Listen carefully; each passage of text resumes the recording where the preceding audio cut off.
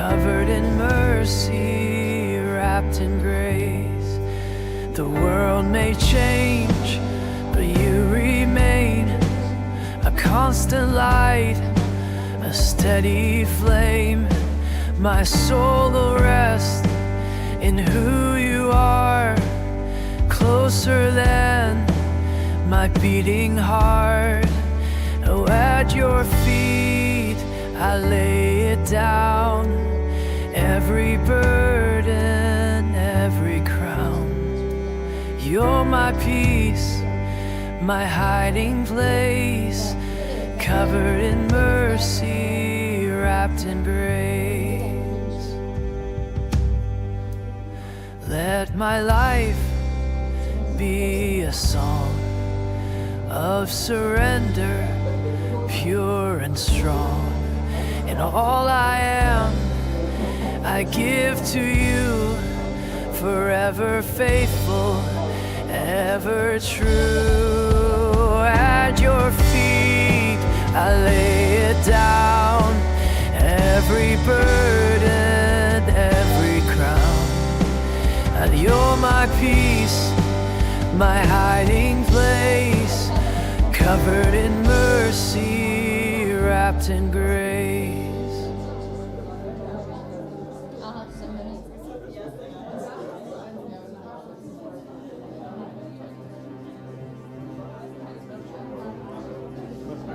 The stone is rolled, the veil is torn. You rose in power on the third dawn.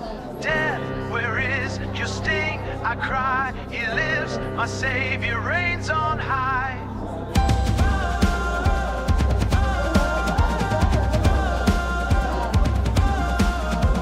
You called my name out of the dark, and now I burn with heaven's spark. You're greater than the grave, stronger than the chains. You broke them all, you made a way. With every breath I praise the one who conquered death. Forever free, you're greater than the grave.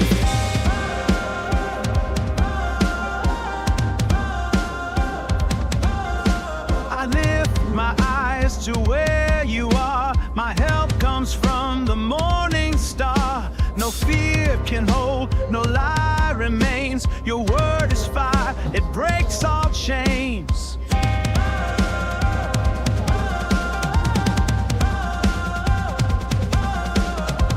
You called my name out of the dark. Now I burn with heaven's spark. You're greater than the grave, stronger than the chains. You broke them all, you made a way. With every breath I praise the one who conquered death. Forever free, you're greater than the grave. If you are for me, who can stand? No force on earth, no evil plan could tear me from your mighty hand. You won it all, you took your stand. You're greater than the grave, stronger than the chains. You broke them all, you made a way. With every breath I praise the one who conquered death. Forever free, you're greater than the grave.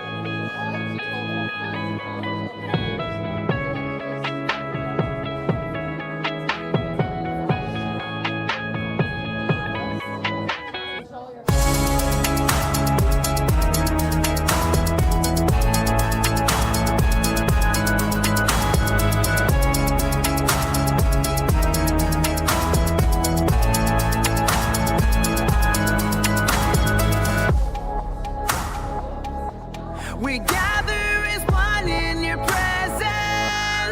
Hearts lifted high to the Lamb. The bread and the wine of salvation, a mystery we can't comprehend. Come to the table of life. Broken heart, healed, thirsty, revived. Christ healing his body and blood. This sacrifice long.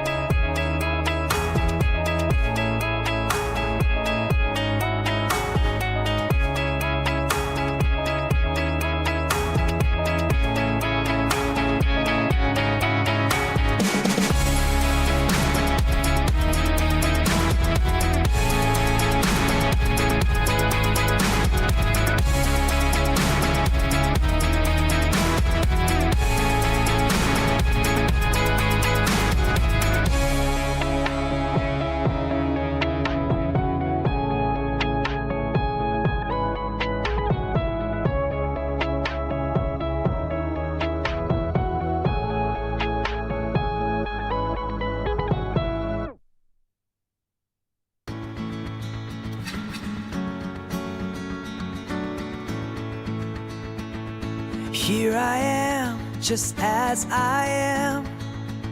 No more pretending, no more plans. You see it all, still you draw near.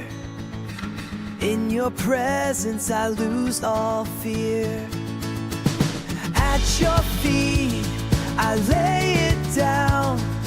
Every burden, every crown. You're my peace, my hiding place. Covered in mercy, wrapped in grace. The world may change, but you remain. A constant light, a steady flame. My soul will rest in who you are. Closer than my beating heart. At your feet I lay it down. Every burden, every crown. You're my peace, my hiding place. Covered in mercy, wrapped in grace.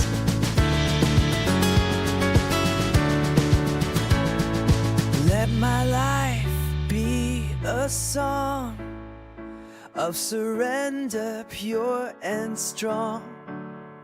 All I am, I give to you. Forever faithful, ever true.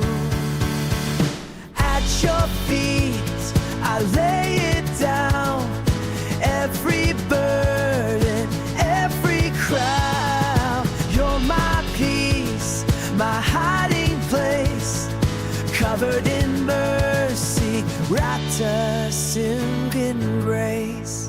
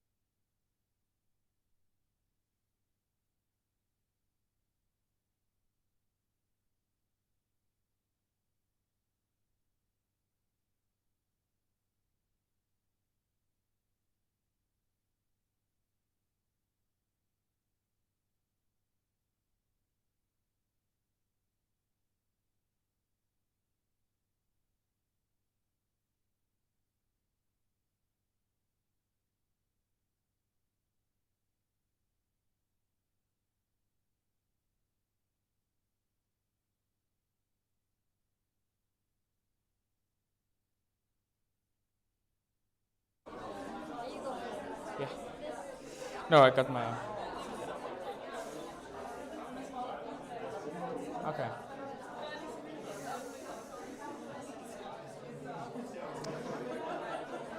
Ich darf langsam um Ruhe bitten. Der Vortrag wird jetzt dann starten.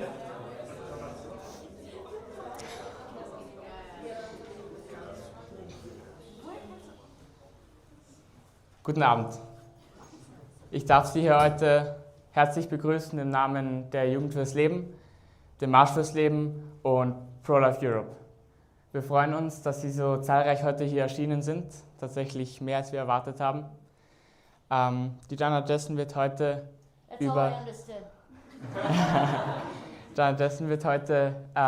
über ihre Geschichte reden. Der gesamte Vortrag wird auf YouTube live gestreamt. Es können aber trotzdem gern jederzeit Fragen gestellt werden. Danach natürlich, ja. Genau, der Vortrag wird auf Englisch sein. Die Gianna ist aus den USA. Falls irgendwer Probleme hat zu verstehen, vielleicht wendet man sich an den Sitznachbarn, dass er vielleicht einem übersetzt. Aber dann werde ich nicht mehr viel weiter reden und direkt an die Gianna weitergeben. Peace, Gianna.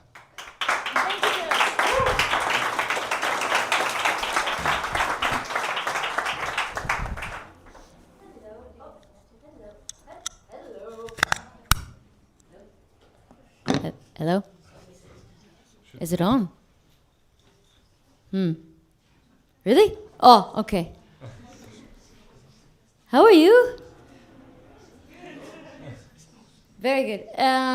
So, it's great to be here and to see all of you. Have you had a good day? Yeah. It'd be interesting if you said no. Had a terrible day. Now, I understand that I'm in Vienna, and I understand that I'm speaking English. So I want to say that because I'm speaking in English, and I don't realize how fast I might be talking for you, if there's, like, on the whole, if you're like, what? You know, just make that face and just go, what? And then I won't be mad, and I'll go slower. You know what I'm saying? Capito. That's all I know in Italian. I know no German, so whatever. It's as impressive as I can be. But Lucia, wherever she is, she would know Capito. So here I am. I'm a little jet-lagged, so I might, I look this way for a reason. I happen to be one who laughs. Maybe it's American, I don't know. But I laugh and people will say, so American, that there's an American out there. Well, we're very jovial, very demonstrative. But I'm happy that you're here. And I assume that most of you are here because you love people, you have respect for life at all ages, and from the unborn to the elderly to the disabled and just all sorts of people. I love people. And so I just thought I would tell you a little story about my life. It's been a little bit intense, my life. But there's something wonderful that can happen when your life has sometimes been terrible. You can, by the grace of God alone,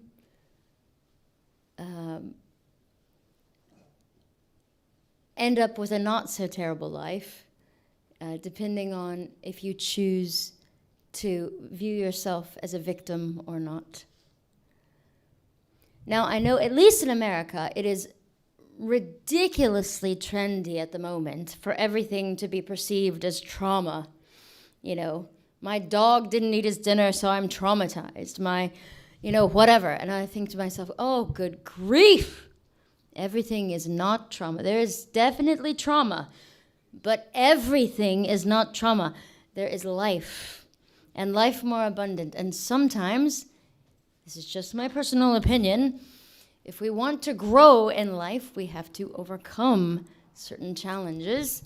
That's not always bad. So, I have what I perceive to be the gift of cerebral palsy. Has anyone ever heard of cerebral palsy? Well, some of you have and some of you haven't. So it is a brain injury. But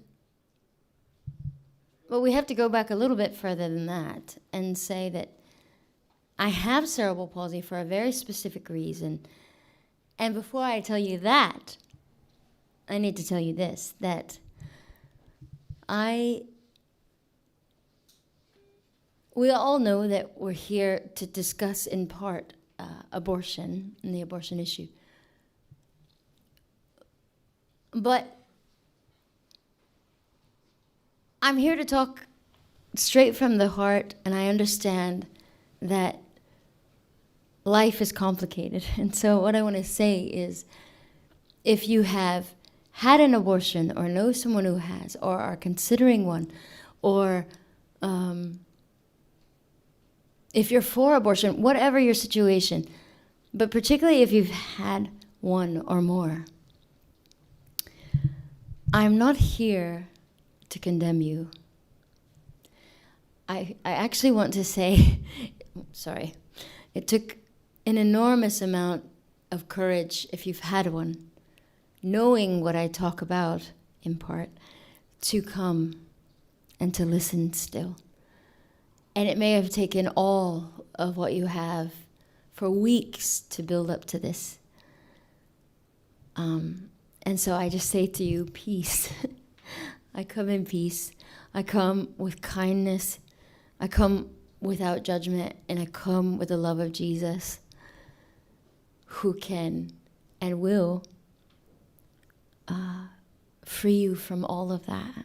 And he's the only person I know who can free anyone from that and any other torture, any other torment in the soul.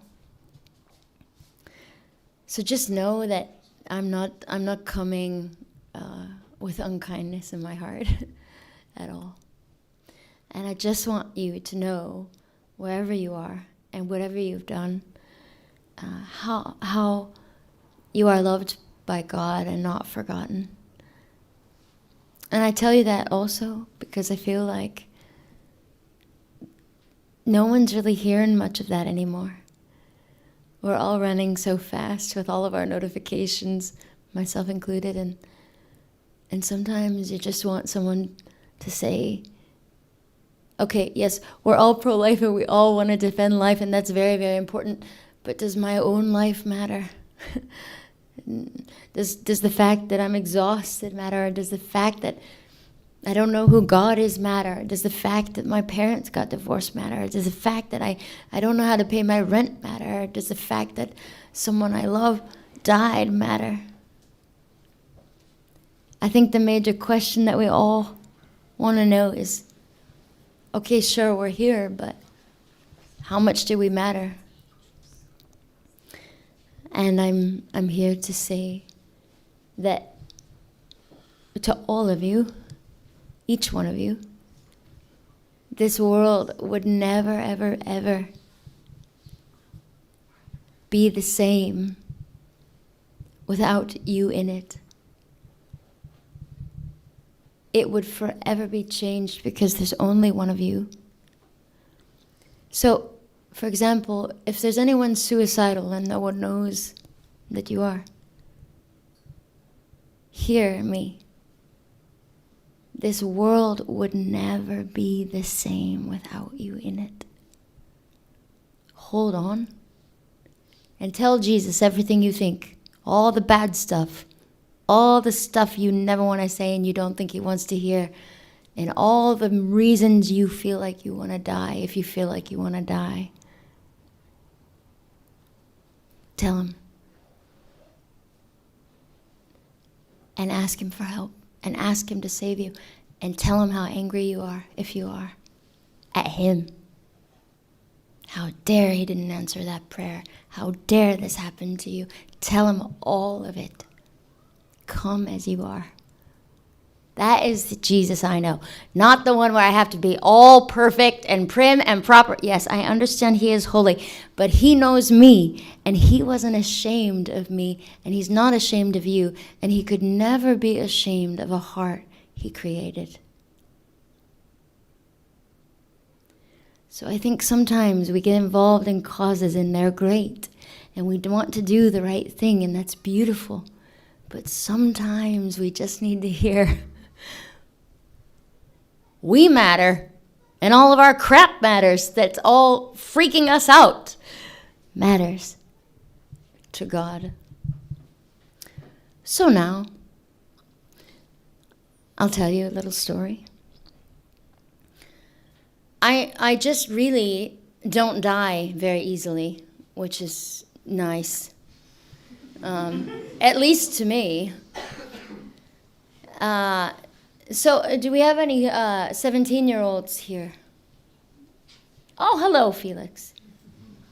The wonderful Felix. Well, so I'm adopted, and I had a difficult adoption, which I can get into a bit later. We don't have to prolong that, but I am adopted, and my biological parents were just 17. And my biological mother went to Planned Parenthood, which is the largest abortion provider, at least in America. Although they've been shutting down now. Praise the Lord. And they said, to my biological mother, you're too young to have a baby. You need to go have a late-term saline abortion. So they're not so much doing them anymore, is what I understand, because they were having too many survivors, all right? So they added a drug to stop the heartbeat. So she goes to this abortion clinic in Los Angeles and to this late-term abortionist, and he begins the procedure. So a saline abortion is a saline salt solution that is injected into the mother's womb. The baby then gulps that solution. It then burns the baby inside and out. It is to blind, burn, and suffocate the child. And then the baby is to be born dead within 24 hours. I explain this because this is what has happened to many, many children. But I also tell you because I was that baby, but I just didn't die. To the great irritation of not only the devil, but also many radical feminists. They don't like me so much. They care about all the women that hate men, but they don't like a lady who survived abortion and who doesn't hate men. Men, I think you are great. Seriously, you are fantastic. You are also, not just women, you also are created in the image of God, and you have a purpose. And we need your masculinity. We don't need you to be more like women. We need you to be men. We need you to chop wood and protect us and keep us safe. I don't want to compete with you. I want to complement you. And you'll see a lot of angry women, even if they don't admit it, walking around in the world because they're trying to do the work of men as well, the work that passive men are avoiding. Then they become furious because inside they know, I'm not built to do everything. Passivity will kill the soul of a man, and I believe really plays a part in destroying the family. So, to the men, I say to you, I give you a challenge tonight. Be strong and courageous. Look at me. Be strong and courageous. I honor you. I respect you. I challenge you to do the difficult things. You are not made to use women and walk away. You're better than that. You are not made to be addicted to pornography. That will blind you to what actual beauty is, and it will eat your soul alive. Are these popular things to say? No. Have I ever been popular? No. Someone tried to murder me at the beginning. I didn't come here to win a popularity contest. I came here to tell you about Jesus and to tell you that you matter.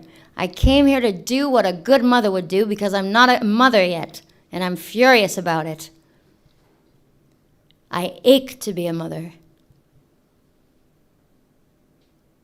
Instead, I honor God by not defiling the marriage bed and trying to save other people's children.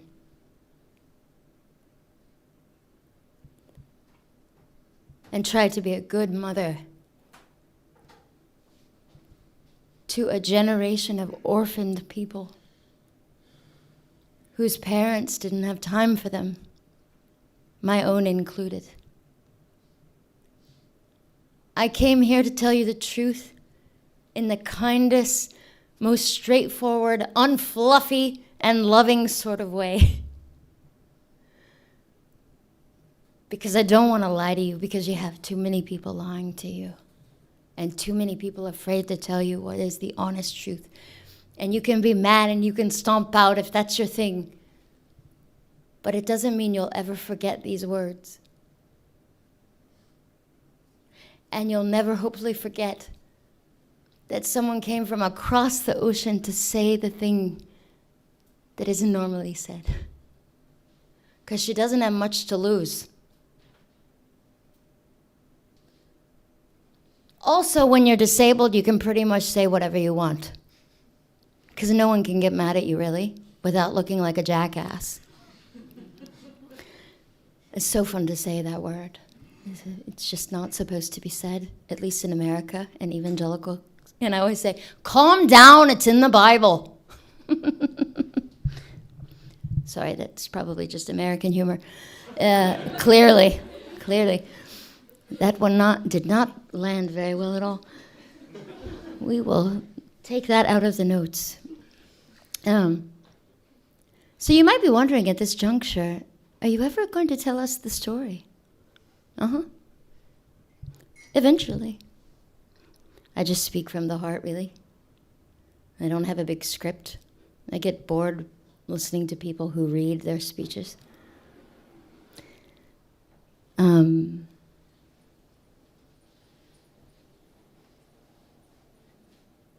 So yeah, it was 6 o'clock in the morning when I arrived in the world. Welcome, friend. Hello. And it was the perfect time to be born in an abortion clinic in Los Angeles because the abortionist wasn't at work yet. Had he been there, he would have ended my life with strangulation, suffocation, or leaving me there to die. Thrown me in the trash can, which is what they do to children who survive abortions. They throw them in a trash can. But he just couldn't. So there, because God is greater and he saved my life. And I love how it says on my medical records, my name, and then it says, born during saline abortion, which is crazy. So yes, I have proof this occurred. It's not some fantasy. Born during saline abortion, April the 6th, 1977, 6 a.m., 29 and a half weeks, 2.5 pounds. No resuscitation required upon arrival at the hospital. Okay, how can you explain this logically? I'm being burned alive in my mother's womb for 18 hours. I have no burns on my body, and no resuscitation is required upon arrival at the hospital. Can we just say Jesus right here? Jesus, hello, yay, thank you, Lord. You are amazing. I am very grateful. He can do anything. Anything is possible for God. And so a nurse called an ambulance. She had just enough time to get me out of there. Thank the Lord and bless that nurse. Because he would have killed me and wouldn't have thought twice about it. So she got me to the ambulance to the hospital. And they said, there's no way Gianna's going to live. There's just absolutely no way. And then after several months of not dying, they finally concluded that, well, this baby girl has a tremendous will to live. She doesn't want to die. It's pretty much true. Because there's a scripture that says, it is he who works in you both to will and to do, according to his good pleasure. So I like to bring this up here. Is anyone ever told, you are just so strong-willed? And it's never usually a compliment. I will raise my hand here. I gather from the laughter that I am not alone in this predicament. And it is a predicament in the world. What I have come to realize when I hear that usually is, from strangers anyway, is, I am so angry I cannot control you. Why don't you just conform? And I'm not into being a rebel just to be one. I gotta have a good reason. And Jesus is a great reason. If you want to be a rebel, be a disciple of Christ. It's no walk in the park. It's no picnic. You got to have a strong will. So it worked out. And I just kept not dying. And then I was placed in emergency foster care with a bunch of idiots who decided they didn't like me at all. And so it wasn't going the right way. So first, someone tries to kill me. Then I survive in the hospital, and then they decide they just don't like me. How can you not love me? Like, what is wrong with you people? I'm a baby who has just survived this abortion, and you don't like me. So they would shut me in a room for long periods of time, and that's not good, so they got me out of there. And I was placed in a wonderful home, in the home of a woman by the name of Penny, the extraordinary Penny. By this time, I'm 17 months old. I am gigantic. I have eaten so much food somewhere, and I am all dead weight. I cannot hold up my head by myself. I cannot do anything.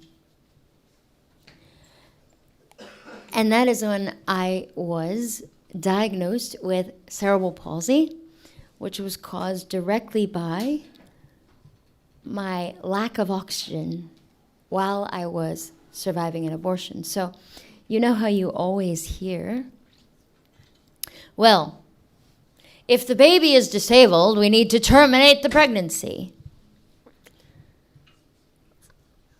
Well, first of all, who does that sound like, Adolf Hitler? Who are you to tell me that I am less valuable because I limp? Then you hear people say, well, how sad. Her quality of life, you hear all that. Well, the quality of life. Okay. Listen, I can tell you from experience. Is my life easy? No. But if it was too easy, I would be bored.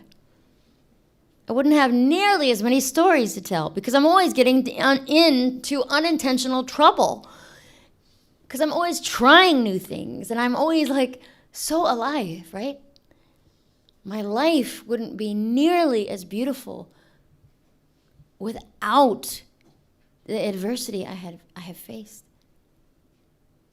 And I wouldn't be able to know God and speak about Jesus the way that I do if I sometimes did not walk through my house, lose my balance, because yes, I have a house, I have a car, I do these things, but I lose my balance sometimes and I just slam into the ground, but I fall so well. And people that are normal, you are awful at falling. You are terrible. It is, when you do it well, it is fantastic. It's like an art form, okay? It's like muscle memory kicks into gear. When you've done it all your life, you just memorize how to fall well. When you haven't, it's a disaster. Every now and then, mine are a disaster. They're a little more impactful than other times, but I've never broken a bone, which is amazing. And I have a trainer, a fitness trainer, and a physical therapist all in one. And he was in the Navy, and he worked with wounded soldiers. And we have a deal that he is not to treat me as a handicapped person. He's to push me as hard as my limits will go to see what I can do. And that guy has had me flipping tires and running all around. And I have had crazy balance with my jet lag here too. So I do not look like I can do anything at all. But believe me, Coach, it is fantastic. Remember, disabled people are not children. We're not idiots and we're not babies. Vulnerability is not the same thing as being an infant. Remember that when you're conversing with a disabled person. Treat them with the same respect you would. Don't mistake their vulnerability for inability. They will tell you what they need and what they don't, usually. What is that beeping? It's driving me nuts and it makes me want to shoot whatever it is. I have no gun though. I won't shoot anything. So don't fall, whatever you do. And if you do it well. That's the moral of that story. So Penny takes me in and she does my physical therapy 3 times a day and she prays. And every doctor says, well, Gianna will never be anything. She's never going to get up out of this bed. She's never going to do this. She's never going to do that. So she ignored them completely, which I love, and respectfully. And she went home and did my physical therapy 3 times a day and prayed. Well, don't get your hopes up. Have you ever heard that before? Oh, be hopeful, but not too hopeful. Hogwash. Get very hopeful about things in life, people. We need some more hope in the world. I don't understand this. Don't get your hopes up. Why? Because you quit on your dreams? You want to kill everyone else's?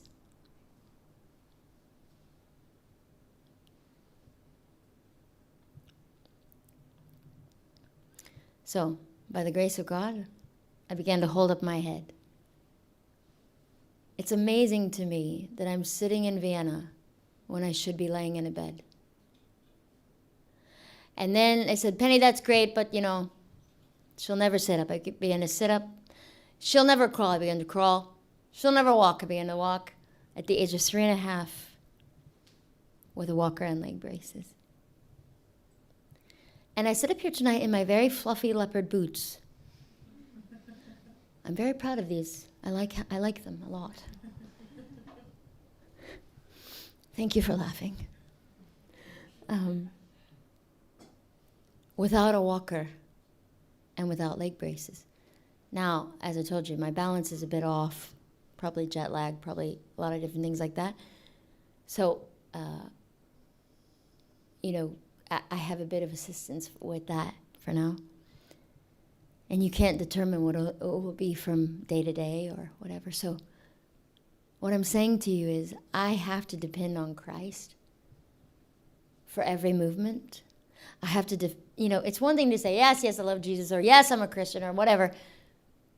But when you actually need Jesus to function, like to carry your coffee cup from your bedroom to your kitchen sink without losing your balance, and you have to think about everything, and you need the grace of God to do each thing like that, guess what you get? You get a lot of Jesus. And guess what you get with a lot of real Jesus? an amazing quality of life. And what is the thing they always say? Oh, this baby is disabled. Oh, we need to abort this baby because their quality of life is going to be terrible. Or this person is sick. We need to euthanize them because their quality of life. Who are you? You don't know what it is to slam into your kitchen floor or some other crazy fall or whatever it is. And you get to know that Jesus is real. He's not just some far off God. He still makes the lame to walk. I also run 2 marathons on my toes forever. The 26.2 miles, I don't know why people run 26.2 miles for no reason whatsoever, but I heard that people did this, and I thought, oh, I would do it too. So I run on my toes, which is not very pleasant, but it's kind of fun to say. Like, I just put myself through absolute sheer misery and still didn't give up. And that only 2% of the population, I guess, has ever done that. So that's kind of cool.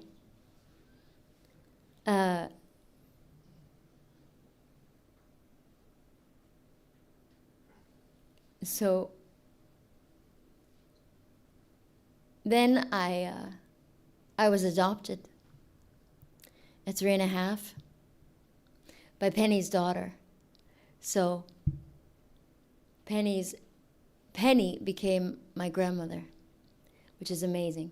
And I think this is why I was kept in the family, because the Lord knew that I could handle a lot, but he also knew that if I lost my Penny, that very possibly would have been the thing that broke my spirit. So he didn't allow that. But I remember being, right after I was adopted, 3 or 4 years old, looking for Penny, waiting for her during nap time, thinking of her car, her green Oldsmobile from like 1977. It was not very attractive. She had a house that matched. She decided to paint her house the color of her car. Very funny woman. This is the woman that taught me never to give up. And to me, she was my mom. She died at 91 after caring for 56 foster children as a single woman. She specifically asked the government for children that were drug addicted from the womb, and she would take them through withdrawal.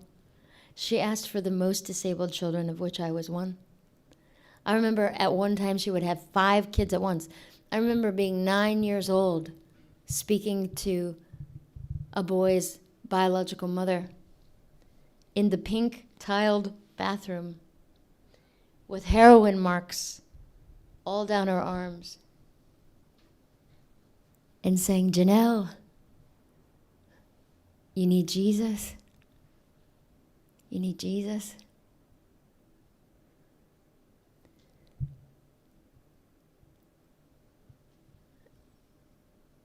I remember getting up early as a tiny child when I was visiting and thinking, oh, I can help Penny with the twins.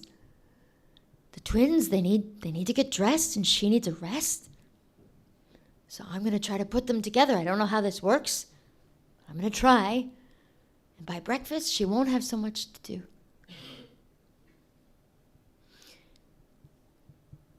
And so I just kept looking for Penny.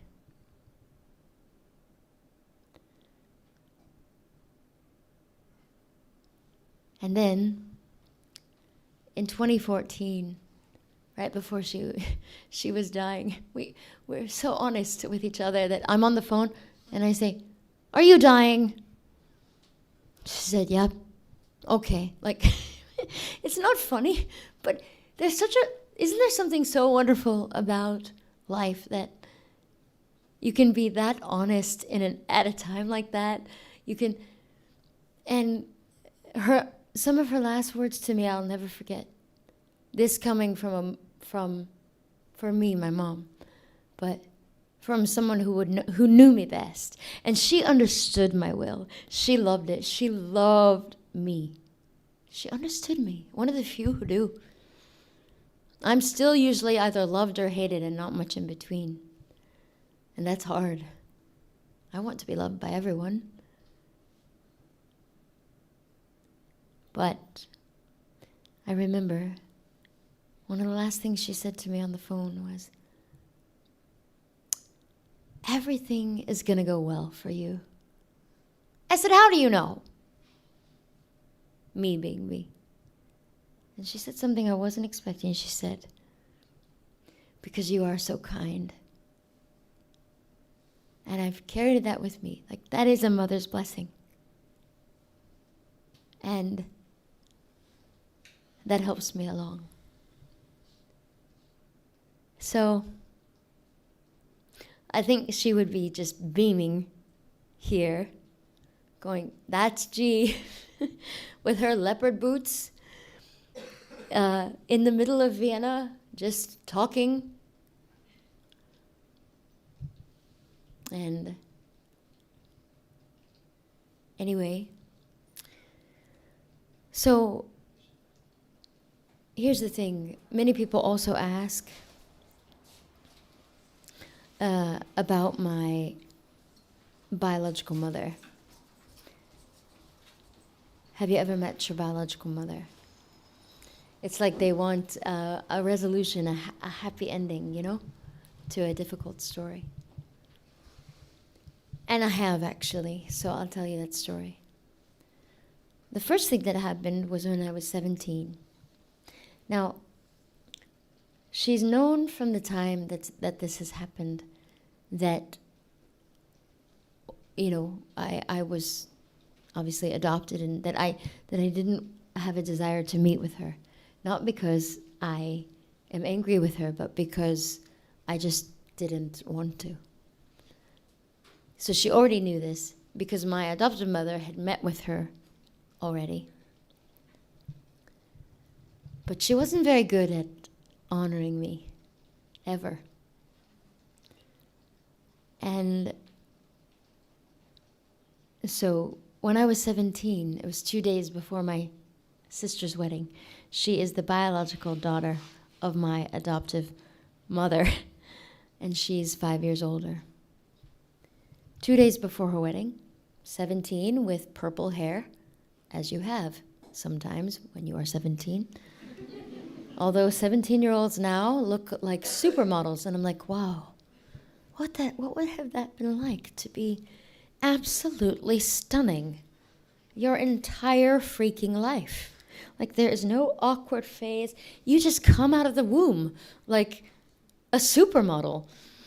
Anyway, that was not my journey. And that's okay. But with my violet hair, the phone rings and I answer it. We did that then. We had phones in the house on cords, and then no cords, and it was astonishing. And I said, hello. And I heard, hello, it's your mother. And I just knew. Because someone had called an hour before. At the time, I didn't know that they were related. So she wanted to make sure I would answer the phone. And I was alone. And I remember holding on to the side of the kitchen counter and praying and trying to figure out, what do I do, God? What do I do? And I told her I forgave her. And it was a horrible, horrible thing to do. It was a horrible situation. And she hung up. And then many years go by. And I was speaking like this. And it is my habit to greet each person after the event, as I will do here, with one respectful exception. If you have a cold, please do not come up and hug me very closely and shake my hand and sniffle and smell my hair and everything else. Because I get sick very easily and I have a lot of work to do in the next few days, and I really adore you. I'm sure I would. But I would not adore your cold. So if you know that you have one, please just honor that so I can carry on without your virus. Thank you. So I was greeting everyone, though, without a cold at this event. And this woman came up and she said, "Hi, I'm your mother." Oh. And I just thought, oh, Lord Jesus. And I knew it was true. I just knew. There was no warning except this warning. So, you know how the Bible says, "My sheep know my voice." So there was this still small voice of God inside my soul that spoke to me quietly on a plane 2 weeks before this. And here's what the voice said. What would you do if your biological mother came to an event? What would you say? How would you handle it? What if she interrupted the event? What if this happened? What if that happened? What would you do here? What would you do there? Sounds like really good preparation, huh? And the Lord is so good, he didn't follow it up with, well, congratulations, this is about to happen, so be completely stressed out for the next 2 weeks. No. He just asked me those questions, and it came roaring back to my mind. What would you do if your biological mother came to an event? And there I was. And now here I am going, Jesus, Jesus, Jesus, Jesus, Jesus. Help me. Help me, Jesus. And he did, because it felt like the entire universe was just crushing me. Just crushing me. And there would have been no way to bear it apart from his presence. So I looked at her and I said this. "Hello, ma'am. You must need to know that I am a Christian and I forgive you." And her response was this: "I don't want your forgiveness." And I looked at her in the same way, same tone. And I said, "Ma'am, you must need to know that I am a Christian and I forgive you." "I don't want your forgiveness. Your father is this, and you are this, and you are an embarrassment to this family." And I looked at her one last time, and I said, "Ma'am, you must need to know that I am a Christian, and I forgive you. But I will no longer allow you to speak to me in this manner." And I got up, and I walked out. So why did I tell you that story? Because everyone wants to know. What about your mother? What about your mother? What about your mother? Now you know. But also I tell you because I think she was really irritated by one thing. She could see I no longer belonged to her. And if I didn't belong to her, but Christ, she had no power. She had no real power over me. And she wanted it. She wanted to see me crushed under the weight of that. And I did cry for 3 solid hours in the back room. It was horrendous. It was cold. But I was not what she said I was, and she hated that I knew it. I also tell you, for this reason, you have a choice to make. We all do. You do not need to be defined by everything that has happened to you. It may have been horrendous, unjust, dark, wicked in every way. But that is not your name. You, it says in Isaiah, the book of Isaiah in the Bible, you, every last one of you, are engraved on the palms of God. Your name and everything that matters to you is right there. He's not going to forget you now. And so he can take everything that's happened to you and redeem it. And you can know your true name in Christ. You can have a new life, new strength.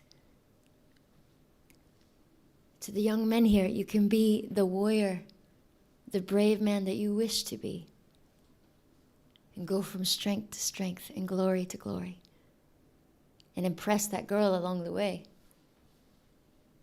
if you want.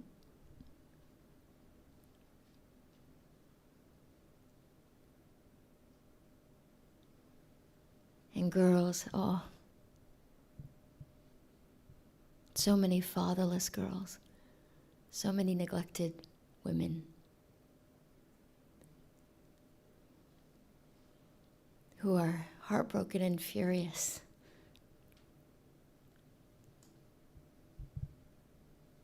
I understand that too.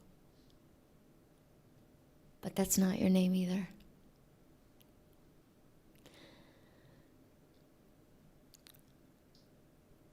And giving your body to any man who will take you, trying to just convince yourself that you're at least worth something.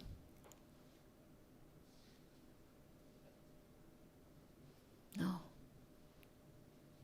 You're not made for that either. And he knows it too.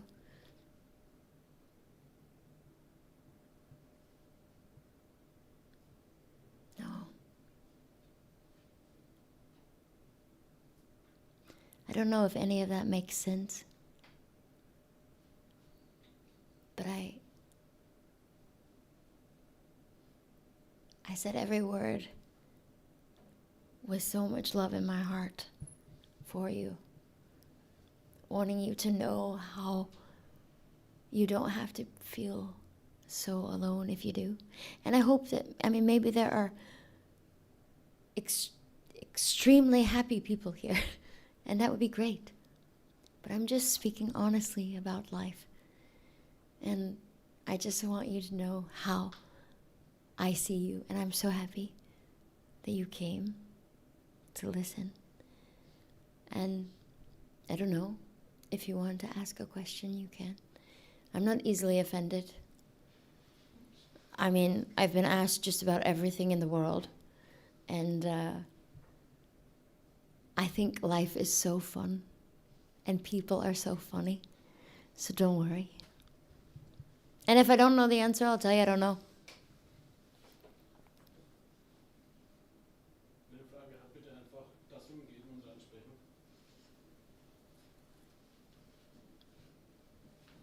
Oh, I thought you were going to throw it. I was like, whoa, okay. Hello. Hi. Okay. Hi. I wanted to ask you, How did you ever... beautiful you are. Oh, thank you. Yeah. You too. But you are. I did a reel about you. I looked up a lot of photos. You look very pretty. Oh, I hate when that happens. So many different colors of hair. Oh. I always like the lipstick. Yeah, I love my Russian red lipstick, yes. But I just wanted to ask you something that I found much more interesting than your mom. Lipstick? Than your mom. Than you meeting your mom. Did you ever meet the what's it called? Nurse? Yeah, right, the nurse. No. No. But I would say thanks. Yeah. She saved my life. Yeah, no, I've never met her. But that would be amazing. I would hug her and thank her because she saved my life. The Lord used her.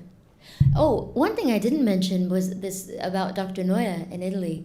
So I do a lot of work in Italy. And I don't know, I may end up living there actually. And just, because why not? Good food. Oh, I will become enormous. Bombolone. And so many cappuccinos.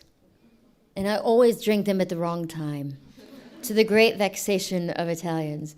It is not 10 o'clock in the morning. They must stop after 10. No, I'm American. Calm down. Tranquila. What am I even saying now? Oh, Dr. Noia. He is a neonatologist in Italy, and he is fabulous, and he is very pro-life, and he works on, he does surgery in utero on Down syndrome children. So he has a whole clinic for Down syndrome children. This man, oh my word. So I was speaking there somewhere in Italy, and he comes bouncing up, and he's enormous. I mean, like, he's huge, and in his big Italian way, he says, Gianna, you are a witness to life. And I thought to myself, I don't know who you are, but you are as intense as I am, and we are going to get along. And it was true. And so I asked for some help with translation, because I said, I have some questions for you, doctor. My enemies love to say, you're such a liar. And for some reason on American TV now, it's just, oh my gosh, like everyone sounds like this. And I'm just like, so, and everyone says like all the time. And like, it's like, oh, I'm like, oh, it's nuts. We need a thesaurus in the United States of America. There is another word other than like every other word. Oh, anyway, I'm not angry at you. We just need a thesaurus. Back to Dr. Noia. So, they say, you're such a liar. Like, you're such a liar. Like, you're so irrelevant. You're so irrelevant, Gianna. Like, they don't do abortions like that anymore, blah, blah, blah, blah, blah. Okay, so I like to say, which type of murder do you prefer? And is the fact that I have had to overcome from the consequences of that procedure irrelevant too? Do you speak to every disabled person this way? Do you speak with every person who has fought to get out of a bed with such dishonor? And by the way, to the radical feminist, what were my rights? Why weren't you there yelling about my rights that day? Because you wished I had died. In fact, there was one woman who said in a newspaper article about me, when people still read the newspaper,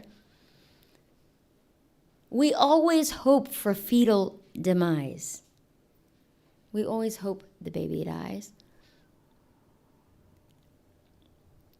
It's the same spirit that cheers at the murder of Charlie Kirk. I heard a video from a news outlet on the news the other day. And you could hear people in the room after the gunshot went off cheering at his assassination.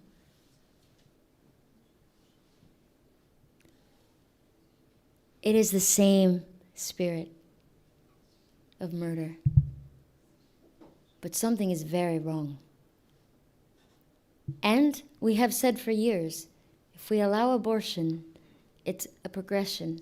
And valuing of life at the beginning is to devalue life all the way. And so I ask the feminists what my rights are, and they just ignore me and they don't care. But did I answer your question? Oh, Dr. Noia, back to Dr. Noia. Sorry. It's a Trump week. I get it. Yes! What a smart girl. Mm-hmm. Precisely. And he says you have to have a very high intellect to do so. And I felt quite proud of myself. So Dr. Noia said, I said, they say I'm a liar because I have no burns on my body. I'm not blind. I shouldn't be able to sing. I shouldn't be able to do these things. I shouldn't be alive, so I'm a liar. Even though I have medical records, that's apparently not sufficient. But the godless never think God can do anything because they don't believe in God. He said about my skin, he said, I believe the amniotic fluid was more powerful than the saline solution, and it protected you. He said, that is my medical explanation. But this is my favorite part of his answer. But both you and I know it was Jesus. Yes, si. And then I said, I have something else I have to ask you, doctor. I have a startle reflex. So, for example, it's quite embarrassing. I can be in my kitchen, perfectly at ease, perfectly at peace, just trying to toast the toast in the toaster. And it pops up, and I'm jumping like, there is some crisis in the world. And I'm really not that terrified when the toast is popping up. So I'm asking him, what the heck is going on, right? And this is when I began to cry, because I had never had someone explain my own birth to me in this way, with his expertise. He said, the pain response of the baby is developed in the 7th month. This happened at 7.5 months, Gianna. You felt every bit of it, all 18 hours. You have endured the highest level of physical and emotional, trauma that is humanly possible. And no one had ever said this to me. I've been just crying. And he said,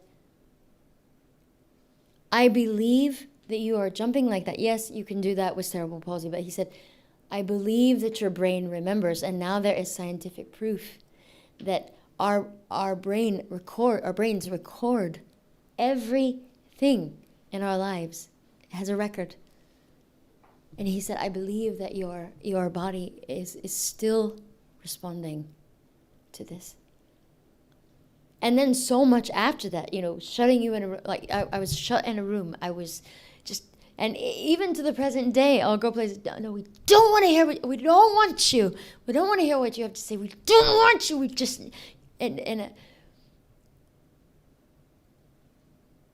had an interesting, speaking of Italy again, another interesting experience of a young girl named Agnes who wrote me a note. And she had been listening to me speak. And she said, in the note, she said, I have been struggling with, evil trying to attack me and, kind of a demonic situation, and I feel that. And she said, and when you were talking, keep talking. Because they said this, she was supposed to die. She was supposed to die. And I thought, it's real. What we see isn't all there is. There is a heaven and there is a hell, and they are at war, and we are in the middle of it. And the answer is Jesus. And I live to just, infuriate the devil. Just bother him to the very last moment of my life. I mean, I just hope I have some wild funeral that's actually, you know what I want to do for my funeral? I'm kind of anti-funeral. So I'm not going to be there. Why gather all these people, So what I want to do is get a coffin and open it and put a sign, just stick a sign in it that says, go to lunch and have a laugh. I'm not here. I'm with Christ. Don't be crying because I'm with Jesus. I'm more alive now than I was when I was with you. So I don't want you to do anything but go eat and laugh. And don't worry, I'll see you in a minute. I think it would be extraordinary. And hopefully they'll all just fall on their knees and give their hearts to Jesus. Because that's all I care about. That and my crush that I might have. There might be another word for that in German, but whatever. Any other questions?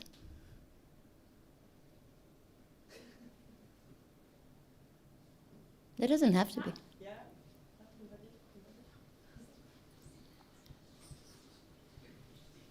Hello. No Sorry. problem. Hi, I'm Leo. Hi, Leo. Thank you for your talk. I have first 2 questions from the live chat and then a personal one. So I'm going to start with the live question ones. Hello, live chat. Hello, internet. Just a second. Be ye kind. So the first question is from both are from the same person, Via Dolorosa. Have you ever faced hate? Guess. And I've had people screaming in my face and I haven't even said a word. Because they hate Jesus. Go ahead. And the second question is, what would you tell mothers that want to kill their babies? Well, I would listen to them first. Because they're probably in crisis. And they're freaking out. And they think they have no option. And I would let them cry and flip out. And then I would go with them to a pregnancy center. And I would support them through that pregnancy. And I would assure them that this is the beginning of their life and that of another. Not the end of their life. But if they were to end the life, they would never be able to forget it. I remember being in Roma, in a church. I promise you, this little tangent is related to your question. And a woman came up, and she cried, just cried in my arms, cried and cried and cried, and I let her cry. And I'll never forget it as long as she lives. She said, as I live, she said, here it is. See this picture? It's the ultrasound picture of the baby that I aborted. And I've carried it for 7 years. Oh, it's that kind of grief that comes. And now we have basically the abortion pills that you can order online, and this is so horrific because we have girls, teenage girls hemorrhaging in their beds, girls dying. It is so unspeakable. It is so awful. There are babies that I spoke with a maid in America. She was cleaning a house, and a 16-year-old girl delivered her dead baby from one of taking those abortion pills and left it just dead in the bathtub for the maid to take away. This is where we are. And I've thought to myself, and I would ask you, the youth that are here, anyone that's here, I'm trying to figure out how to deal with this problem now. Because now abortion is so hidden. If you're alone in your house, or what if you're in a violent household, abusive household, and that pill is forced on that girl to hide horrible things. How do we deal with that now? I haven't come up with a good solution because it's all hidden. You know what I mean? It's very, very troubling to me. Very troubling. So, does that answer your question? Or questions? Leo? Live question 1. Okay. Hopefully, internet, you are satisfied. I think so. It was a good answer. My question is, in a world that's so negative and there's so many children dying, obviously, how do you find the strength to stay so positive as you are and keep on laughing, smiling, and inspiring? And when I look at this audience, I think you all gave us a bit of hope, but where do you take this from? Well, obviously Jesus, but... There's no but. Okay. I know it sounds almost ridiculous, like it couldn't be that simple. I mean, Jesus, he doesn't sound like any fun. He's going to take away all my fun. I can't have sex. I can't have my pornography. I can't drink myself into oblivion. I can't hate my parents.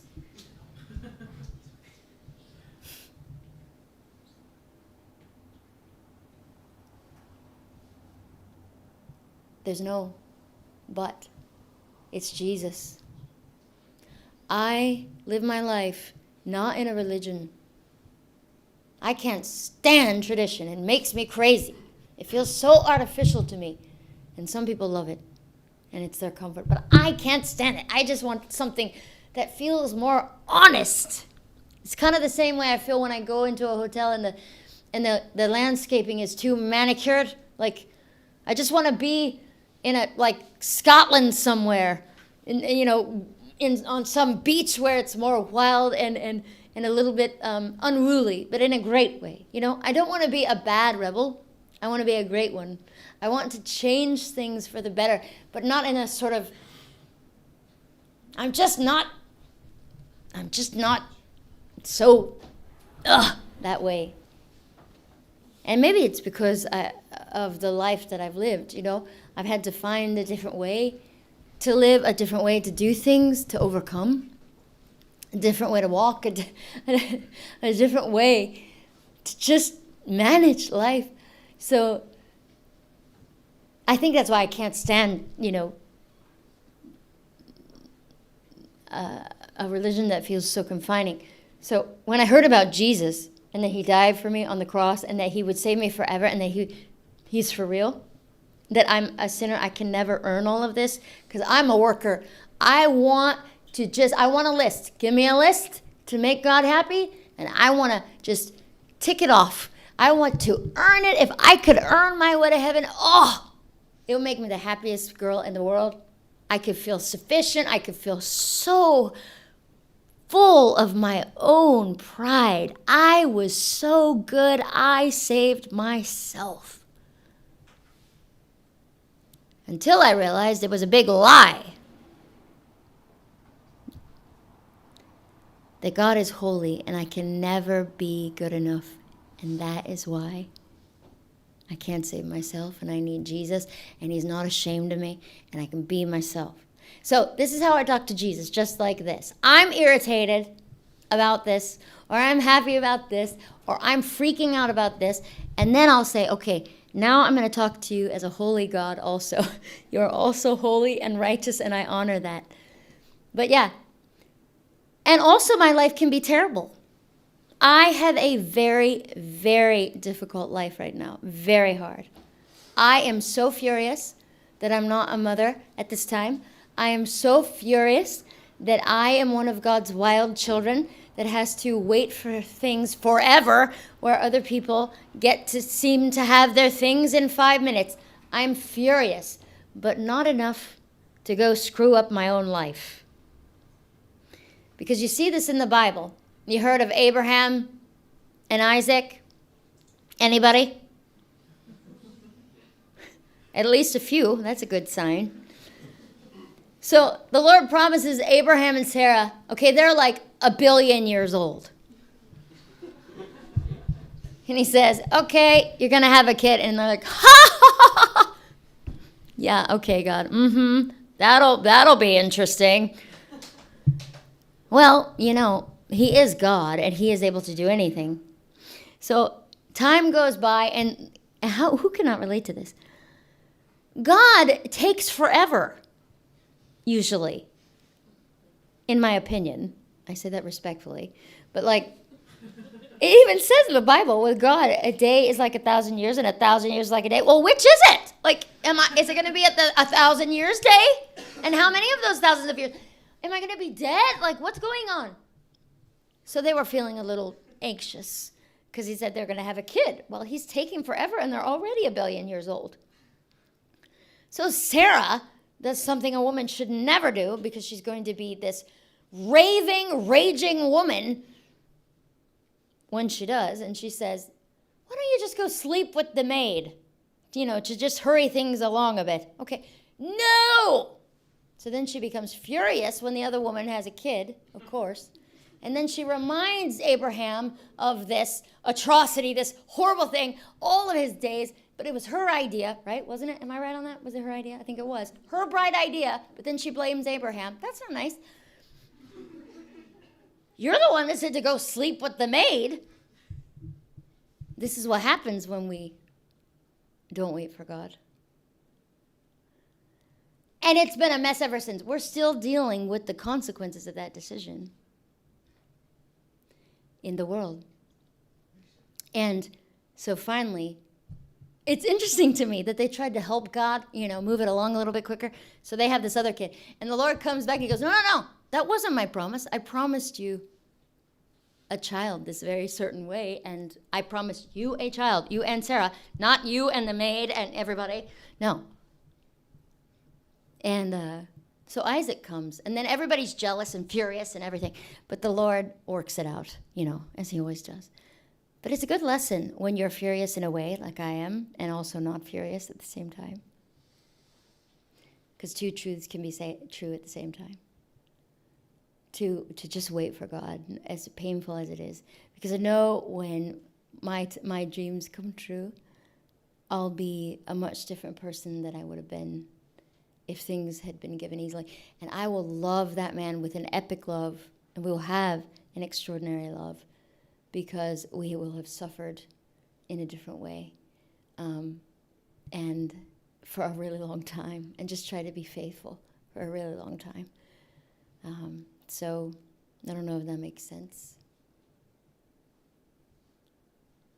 You have one? I can hear you. Oh, for the whole world to hear. This is Dietmar Fischer from Human Life International Austria. I met you 30 years ago. Yes. Could you give us a few words about the pro-life situation today in America after the silencing of Charlie Kirk, so the killer? Oh. Of course, you told God can do out of bad things beautiful, wonderful things, and as we hear through the media, J.D. Vance, Vice President, and so on, said, stand up, it's now, you have to go in the place of the Charlie Kirk. Is this a turning point and a push to the pro-life movement? Yeah, I think it's we really are in America. We're so shocked. I mean, he was such a good man. And for his wife to get up 2 nights later and preach the gospel to the entire nation and say how much she respected her husband and how much, and video after video after video is coming out of him just talking to his little girl, Gigi. And that was my nickname when I was little, Gigi. She's this little blonde thing, and he's taking her into the toy store and walking along with her. Oh, and then his little baby son. And to think that he was just shot in the neck, just with his wife there. I didn't know she was there. I didn't know the children were there. She was there. But then to see that the thing it was about Charlie, he knew, I didn't realize that there were so many death threats against Charlie. But this tells you it's a spiritual battle, because he's just actually speaking to college students. He was just, come debate me, prove me wrong, tell me what you think. Let's talk about ideas, not violence, let's talk about ideas. And they loved it. Not all, obviously. But he also, you can see, he was only 31. But he was a man of a different spirit, as it talks about in the Bible. He had 1,000 employees. And you know what they say about him? He didn't go working at, he didn't go do his work and then go out drinking and carousing and like flirting with women and whatever. No, he actually was had a pure heart, and he would go home to his wife and his children, and she said the other night that he would ask her all the time, what a man, how can I be a better husband? How can I be a better father? Only 31. And he began at 18 to build all of this. And so he was brave, and he went knowing the risks, but no one ever thought such a thing would happen. But now he loved Jesus more than anything. And what's happening now, he wanted America and the whole world to understand the love of Christ, a real relationship with Jesus, not only rules and regulations, but like real Jesus. And he knew him. And that's why he was so confident. That's why he was so at ease in the middle of craziness, because he knew Jesus is with me. And so it's like he was a martyr, because he just loved freedom, and he loved ideas, and he loved life, and he was very pro-life. So to answer your question, I think people are so furious, but they're wanting to respond the way that Charlie would, that it's now causing an entire nation to rise up just as he would have wanted it, to proclaim Christ, to tell the truth, to be unafraid, but to do it gently and boldly at the same time as Charlie would have. He would be like jumping up and down, so happy to see what's going on. And so that's my only comfort, because I don't think it has really hit his beautiful wife yet, that he's gone. And she said that the first time Gigi asked, "Where's Daddy?" Asked on the second night, "Where's Daddy?" And she said, "He's on a work trip with Jesus so he can buy you your blueberries, so he can make money to buy you all the blueberries that you want to eat," because she loved her blueberries. So God can turn this around, but I've never seen anything like it, and I've never felt anything like it. I never had met Charlie Kirk, and I wept in my kitchen. I wept over a stranger, because I thought there's something different here. He was innocent, and it wouldn't have been right either way, but he was an innocent man. And so, yeah. I would like to know a little bit about your spiritual life.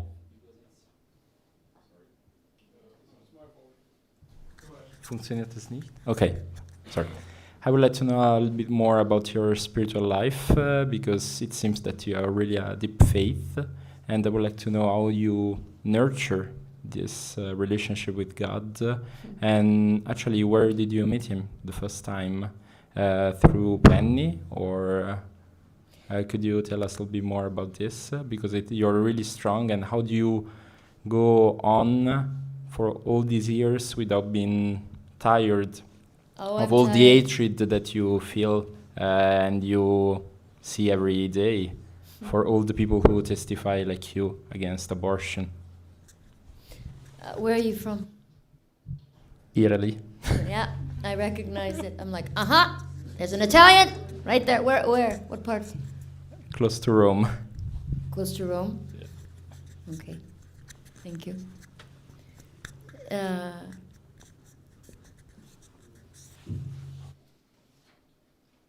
I'm really like, I'm not a child, but I'm quite childlike in how I think, approach a lot of life, and Jesus too. To me, it's just very simple. He said who he said he is. I believe him, and I take him up on it. So if I'm going on an adventure, like, let me just fly across the ocean and meet strangers and talk to them. I trust that he'll keep me safe.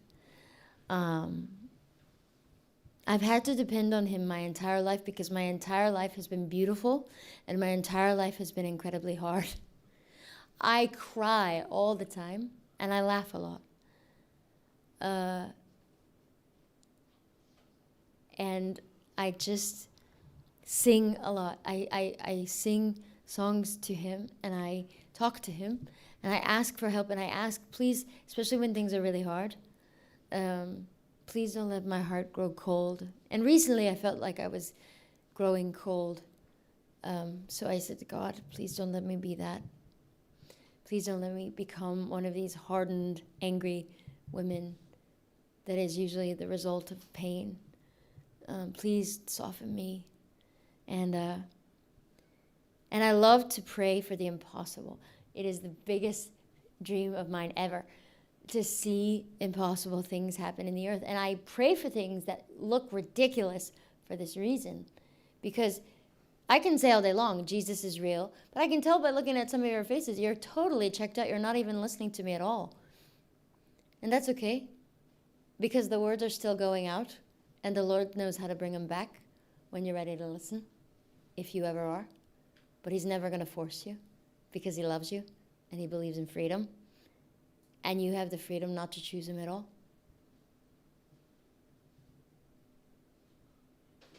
But he's just that real. He's not some faraway God. And all I can say is, and a life-changing book for me by a guy who was a skeptic named John Burke. It's called Imagine the God of Heaven. It is about all these people who had an experience of heaven, but didn't quite die, like fully. They had an experience, and hell as also. Very sobering. So when you hear, there's no such thing as hell, well, listen to one of those books, and you will think otherwise. But the ones on heaven, people did not come back and say when they came back into their body, because they would be like this one guy. He dies like in the operating room, and he's floating above his body, which you hear about a lot. He's floating above his body, and the Lord has an encounter with the Lord, Jesus. It's never like Muhammad or, whoever else. I don't even know all the gods, whatever, because I don't care. I don't care. There's no other God except one, Jesus. And he said it, and that's the way it is. And we don't have to believe him, but it doesn't mean he's not true. So, like this guy, though, he dies, right? And he's floating above his body. When he comes back and he wakes up, he says to the doctors, well, I died and I had an encounter with Jesus. And they said, okay, well, you're going to go to the crazy house, you are psycho. And he goes, no, I heard you. I heard you, what you were talking about. I heard you, and you said my intestines were really stinky, that I was very smelly while you were doing the operation. And they were like, what? And he's reciting their entire conversation to them because he had listened outside of his body while still being himself. And he said, oh, and by the way, up there on the fan, there's a sticker on the side of the blade you can't see. Why don't you check it out? It's up there. Because he had seen it. And he's like, and you said this in the operation, and you said I was stinky, and you said this, and you told this joke, and you played this. This song was playing on the radio. And this whole book, it's called Imagine the God of Heaven by John Burke. And it's encounter after encounter.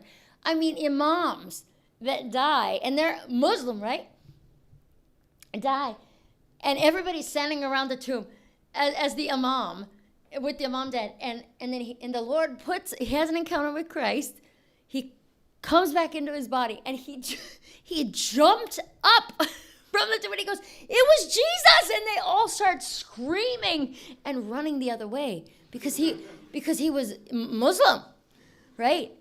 Or this, just beautiful things, and it gives me so much comfort to think, people, you know how the Bible says, if you seek the Lord with all your heart, you will find him?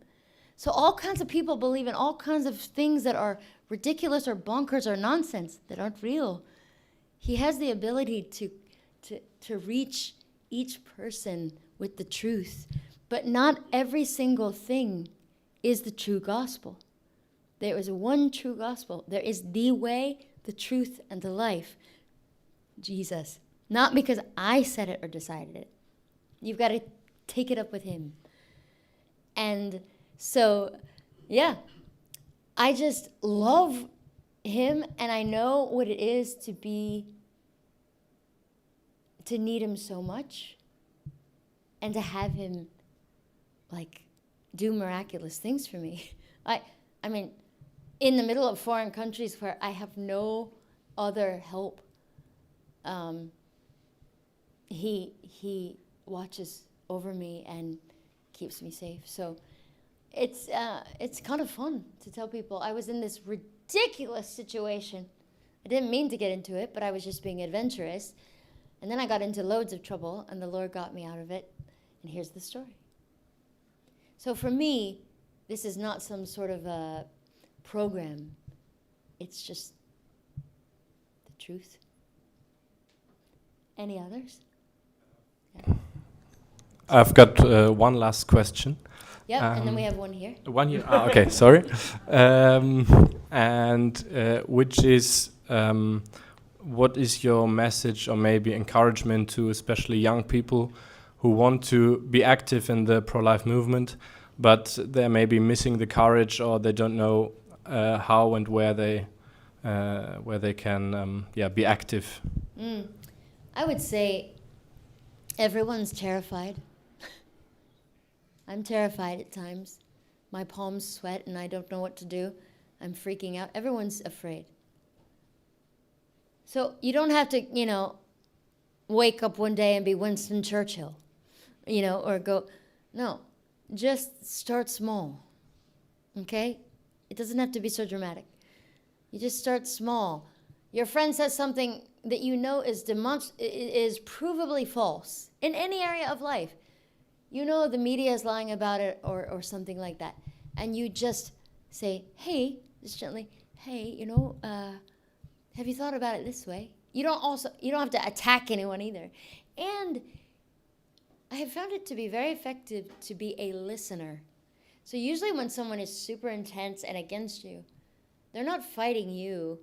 They're dealing with their history, all the stuff they've been through, and they're just right? And you get to be the recipient of that. And they want you to respond the same way, right?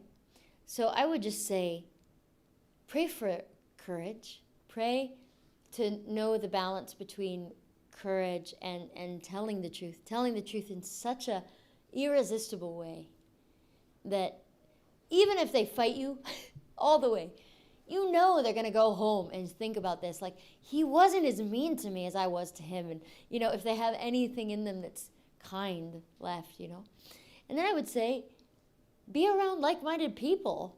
If you have a crowd of pro-life friends, you're not nearly as terrified. And then if you're verbally attacked, well, you have more than you, if that makes sense. It's kind of practical. No, just kidding. Thank you. So, my name is Cecilia. Beautiful name. And thank you. Love your boots, by the way. Thank you. And so my question is, how do pro-choice people react to your story? Do they burst in tears, or do they say, no, but still reproductive rights, and I want to do with my body what I want, my body, my choice. Good lady. Good yes. meditation. You even got this going on. Like, oh my gosh. No, okay. Is that the end of the... Yes. Sorry. They ignore me entirely. They don't think I'm worth anything. And they don't think anyone cares. And they never have thought I was. And they told you that in your face. Pretty much. They just ignore me entirely. I'm not on the news. The message over and over is, Gianna is worth nothing. She's not even worth speaking about. So that's their strategy. That's insane.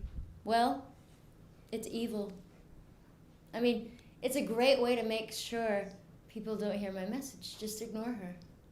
Until the Lord's like, ho, ho, ho! Like, I'm going to open up some huge door that you can't close and you can't ignore her, and congratulations. She's going to speak before Parliament or somewhere else, and she'll be everywhere.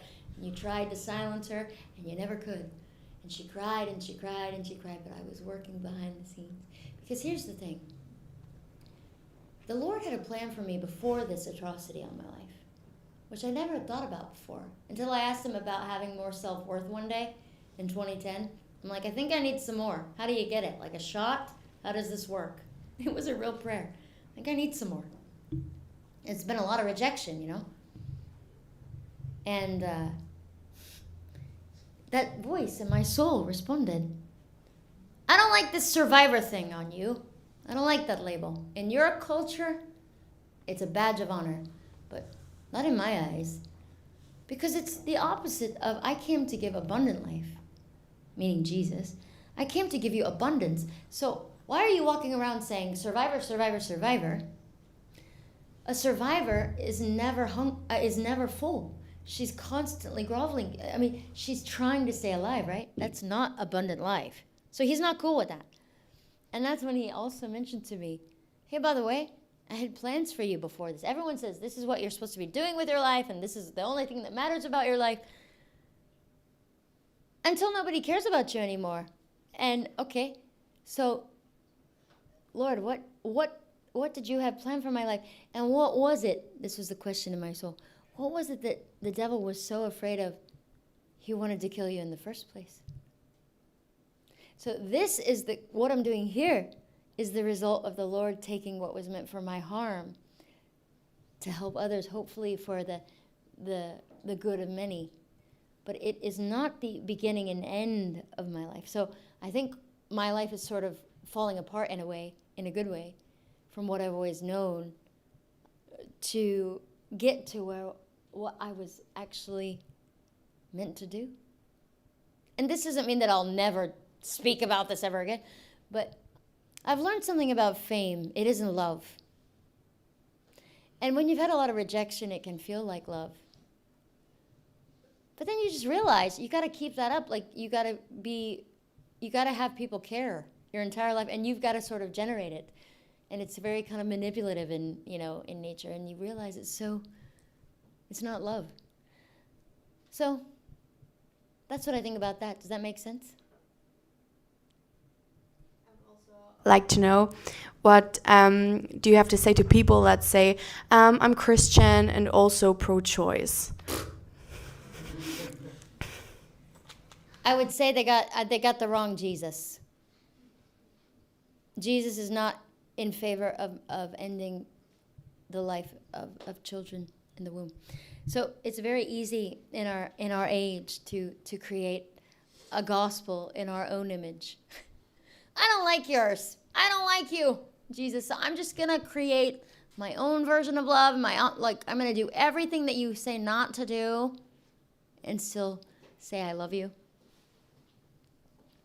But the Bible says, if you love me, you'll keep my commandments. You'll obey me.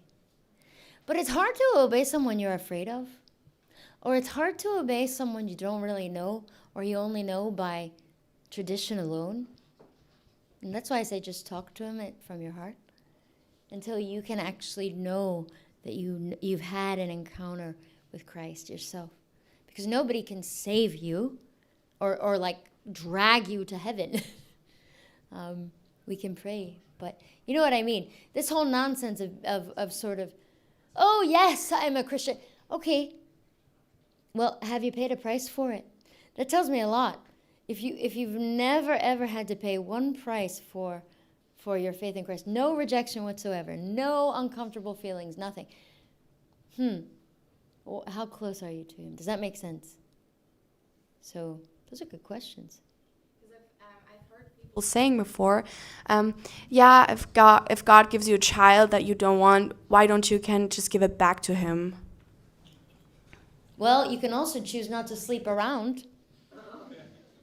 No, I can't. I mean, I just need what I need, and I have my needs, and my needs are all that matter at all times. Me, me, me, me, me, me, me, me, me. That's no way to live. You know what I'm saying. People are not taking responsibility for very basic behavior. If you do this and you do this, this could result. If this results in a child, congratulations. You made a lot of decisions along the way. And, okay. so now make great decisions from this point on. So, hello? Gianna, there are 3 questions left in the live chat, and I just beg you to answer them really short, but I don't want to let them out. What would you advice be to pro-life people who are shy to share their views with family, friends who disagree with them? So just a 30-second answer. Are you really worried about it being 35 seconds? No, it's okay. We have a 5-second tolerance. What would I say to hostile like family members? That like people who are shy to tell their family and friends that they are pro-life, actually. well, wouldn't they kind of know if they're family and friends, or they're just not talking to their family? I guess that could be true. I don't know. Hey, I don't know. I think there's probably a better way to answer this question. Let me give it some thought. The thing is, you can just still be brave in your family. You don't have to just, be overwhelming in your views. And they still might get angry, but it doesn't change the truth. So I would just tell the truth and be kind and keep going.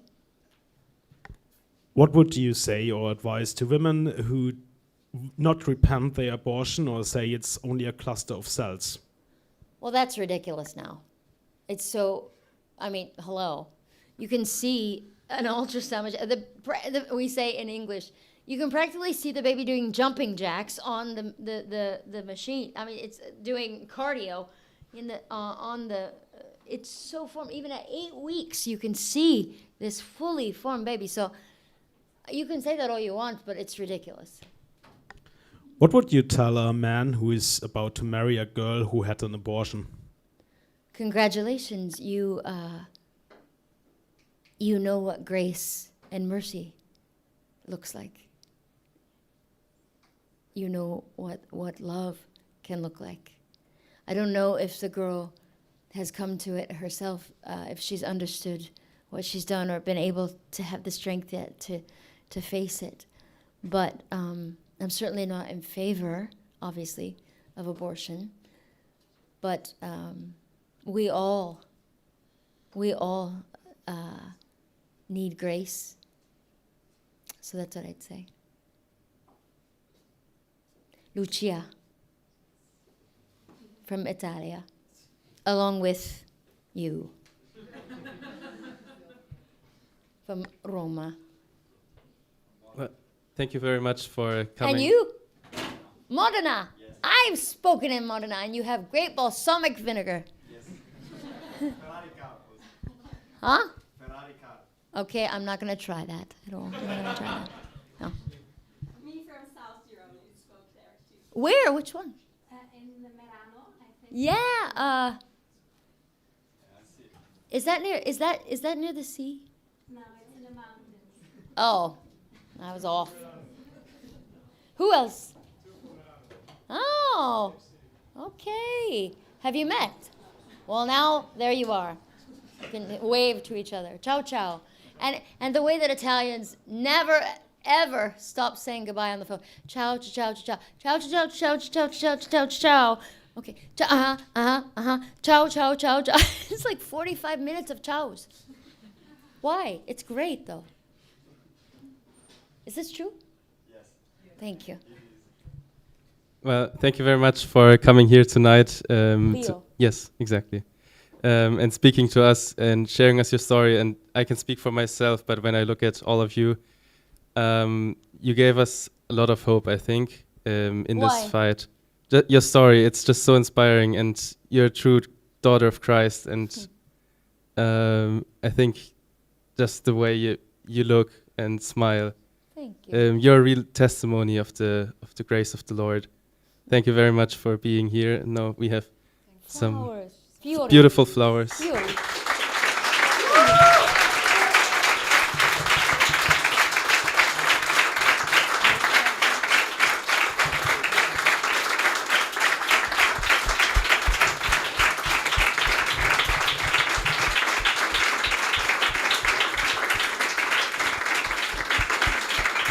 Thank you. I just encourage you to keep going on, you know, to be, as Charlie Kirk was, happy warriors. I think people respond so much more to kindness, truth and kindness, than the opposite, you know. That's what I would say. And I'll be here to greet you if you want to come up and say hi. So, yeah. Thank you. And also we have snacks and a cold beer for everyone who... I can hardly walk as it is. I can't. I'm sorry. We have so many Pro-Lifers here tonight, so we have wir müssen ein bisschen Werbung machen für 3 Sachen, die kommen. Von Safe On ist jemand da? Ja, ganz kurz, vielleicht 3 Minuten oder so, einfach vorstellen. Genau.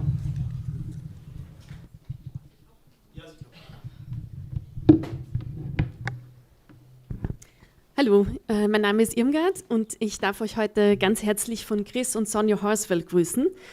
Sie sind 2 Pastoren und die Direktoren von Save One Europe. Für wer Save One nicht kennt, Save One ist eine Organisation, die sich einsetzt für die Heilung und Wiederherstellung nach Abtreibung. Mich hat heute Giannas Geschichte, also ihre Liebe für Menschen, die eine Abtreibung gemacht haben und Hilfe brauchen, so berührt. Und das ist genau die Gruppe, mit denen wir arbeiten. Ganz konkret mit Aufarbeitungskursen, die auf biblischen Prinzipien gegründet sind. Und ich darf euch heute eine Infoveranstaltung verkünden. Und zwar findet die statt am 28. Oktober. Und bei dieser Veranstaltung wird ein neuer Arbeitszweig vorgestellt mit dem Namen Finding You. Und bei Finding You geht es um die Heilung und Identitätswiederherstellung nach sexuellem Missbrauch. Und es wird auch das neue Buch vorgestellt, das es jetzt auf Deutsch auch gibt, das Arbeitsbuch für diese Aufarbeitungsgruppen. Außerdem wird es zahlreiche bewegende Lebensberichte geben, die einfach diese beiden Arbeitsbereiche von Save One greifbarer machen. Außerdem kommen inspirierende Gastsprecher wie die Pastorin Barbara Telzerow, die bereits in beiden Bereichen die letzten Jahre erfolgreich in Slowenien gedient hat. Und der Ethiker Arthur Adelisten aus den Niederlanden, der sich also stark im Lebensschutz und für Männer in dem Bereich einsetzt. Und er leitet die Stiftung Cry for Life in den Niederlanden. Diese Veranstaltung findet statt am 28. Oktober in der CEG Wien zwischen 18 und 21 Uhr. Der Eintritt ist frei, wir freuen uns natürlich immer über Spenden. Und der Abend wird auf Deutsch und Englisch stattfinden und auch Kulinarisches wird nicht fehlen. Und es wartet ein Büchertisch auf euch und gute Gespräche. Und nehmt gerne einen Flyer mit, das sind diese Flyer und gerne auch für eure Freunde. Dankeschön. Dankeschön. Tom, 40 Tage für das Leben, 40 Days for Life. Ja, wir machen wieder die 40 Tage in Wien, im Westbahnhof. 24. September beten wir 24 Stunden durchgehend vor Abtreibungsklinik bis zum 2. November. Das ist eine Aktion, die wurde auch in den USA gegründet, Sean Carney. Und wir finden es toll, weil wir haben dann weltweit 177 Abtreibungskliniken geschlossen und vor allem, das gibt auch in Wien, wir haben im Fleischmarkt eine Abtreibungsklinik schon geschlossen. Also das würden wir gerne wieder machen in der Westbahnhof und das kaputt machen. Genau. Wenn ihr Fragen diesbezüglich haben, fragen Jeremias oder ich am besten, ja, da kann man einfach 40 Tage .at eingeben und dann eine Stunde melden. Du kannst einfach eine Stunde machen, du kannst 50 Stunden machen, egal was du schaffen kannst. Das wäre super für die Ungeborenen. Danke.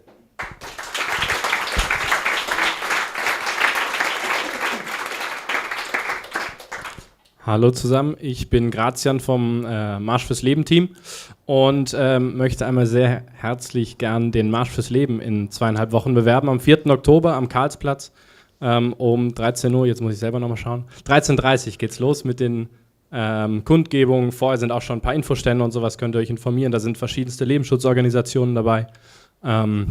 kommt sehr gerne zahlreich und bringt vor allem auch noch gerne Leute mit, damit wir wirklich die Freude des Lebens auf die Straßen bringen können und einfach Wien ein lustiges, tanzendes Wien wird an diesem Samstag. Und für die jungen Leute am Abend gibt es auch noch eine Afterparty. Und ja, da wird auch noch gefeiert. Und noch eine andere Sache, nämlich genau an diesem Ort findet in 2 Tagen am Donnerstag auch wieder um 19 Uhr ein Vortrag statt von MF Leben Aktion. Das ist eine Vortragsreihe, die wir ins Leben gerufen haben, wo die Susanne Kummer vom Imar bekommen wird. Die ist so, ich sag mal, alles, was biologische Sachen beim Lebensschutz angeht, ist sie so ungefähr somit das Beste, was man kriegen kann. Und sie wird über ein Kind um jeden Preis, ethische Fragen zur künstlichen Befruchtung, wird sie einen Vortrag halten. 19 Uhr, übermorgen, Donnerstagabend, hier in der Beatrixgasse. Herzliche Einladung.